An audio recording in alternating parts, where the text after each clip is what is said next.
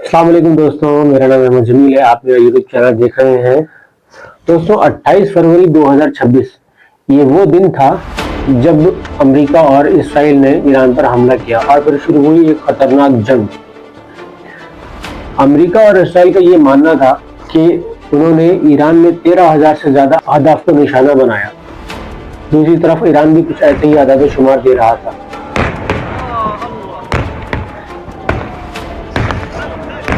America और Israel का ये भी दावा था कि उन्होंने ईरान में 80% तेल पैदा करने की सलाहियत को खत्म कर दिया है। ईरान का सबसे बड़ा नुकसान उस वक्त हुआ जब एक इसराइली खतरनाक हमले में ईरान के जो सुप्रीम लीडर थे आयतुल्लाह खामनाई वो शहीद कर दिए गए। आयतुल्लाह खामनाई साहब के शहीद होने से इसराइल का ये मानना था कि शायद अब ईरान घुटने टेक देगा, लेकिन ईरान की लीडरशिप चेंज हुई और ईरान ने पहले से कहीं ज्यादा पुरज़म होकर रिटेलिएट किया। उसकी मेन वजह एक और भी कि पूरी आवाम ईरान के साथ खड़ी हो गई और ईरान ने झुकने से इनकार कर दिया। और दूसरी तरफ डोनाल्ड ट्रंप के खिलाफ अमेरिका में एहतजाज शुरू हो गए। वहां की आवाम का ये मानना था कि ये जंग हमारी है ही नहीं। डोनाल्ड ट्रंप की साख कमजोर होने शुरू हो गई। दोस्तों डोनाल्ड ट्रंप और नेतन्याहू का ये मानना था कि ईरान इस खत्ते के लिए खतरा है, इसीलिए वो ईरान को गैर मुसल्लह करना चाहते थे। लेकिन शहीद आयतुल्लाह खामनाई अपनी जिंदगी में ही ये फतवा दे चुके थे कि ईरान कोई एटम बम नहीं बना रहा। लेकिन इसराइल और अमेरिका का ये मानना था कि खुफिया तौर पर न्यूक्लियर वेपन तैयार कर रहा है। ईरान को कमजोर समझने की गलती इसराइल और अमेरिका को काफी भारी पड़ी। दोस्तों यहाँ गौर करने वाली बात यह है कि जब कोई ताकतवर सिर्फ खुद को ही बरतर समझे तो यही उसकी सबसे बड़ी गलती होती है। इन दोनों इत्तेहादियों ने ये सोचा ही नहीं था कि हमें भी इतनी मार पड़ सकती है। इसमें कोई शक नहीं कि ईरान का नुकसान बहुत बड़ा है।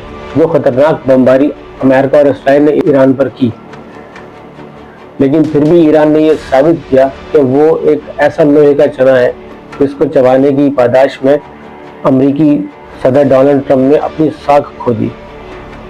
इसका मतलब ये है कि जब स्ट्रेट ऑफ हॉर्मज़ बंद हुआ तो उसको खुलवाने के लिए अमेरिका ने जिन इत्तेहादियों से मदद मांगी, उन तमाम इत्तेहादियों ने अमेरिका का साथ देने से मना कर दिया। मतलब ये कि वो इस जंग में कूदना ही नहीं चाहते थे। जब जंग शुरू हुई तो ईरान ने 2 दिन बाद ही स्ट्रेट ऑफ हॉर्मज़ बंद कर दिया था।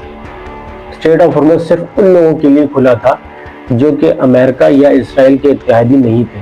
लेकिन स्ट्रेट ऑफ हॉर्मज़ बंद होने से तेल की प्राइस इंक्रीज हुई और दुनिया को तेल की किल्लत का सामना करना पड़ा। इस जंग का एक और दिलचस्प पहलू भी है। अगर आप मैप में देखें तो आपको नजर आएगा कि अमेरिका इस खित्ते में शामिल ही नहीं है। हाँ, इसराइल इस खित्ते में जरूर है, लेकिन वो भी ईरान से कुछ फासले पर नजर आएगा।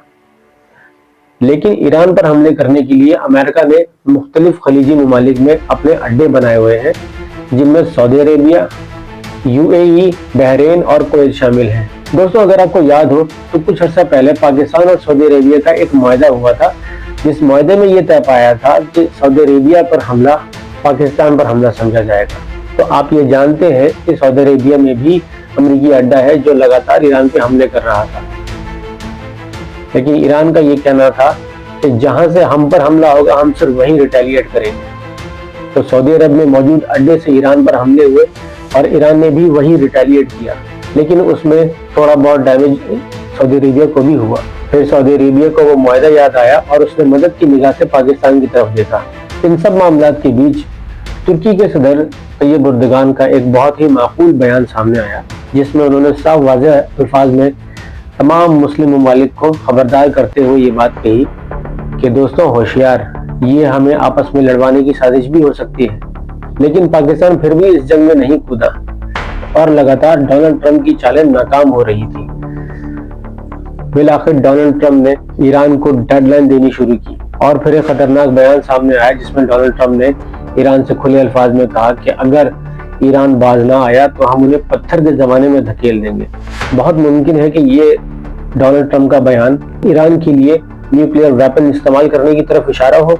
लेकिन इससे पहले कि डेडलाइन खत्म हुई थी, पाकिस्तान ने दोनों ममालिक को सालिसी का पैगाम दे दिया और फिर इस तरह पाकिस्तान के कैपिटल इस्लामाबाद में अमेरिका और ईरान के मुज़ाकरात शुरू हुए।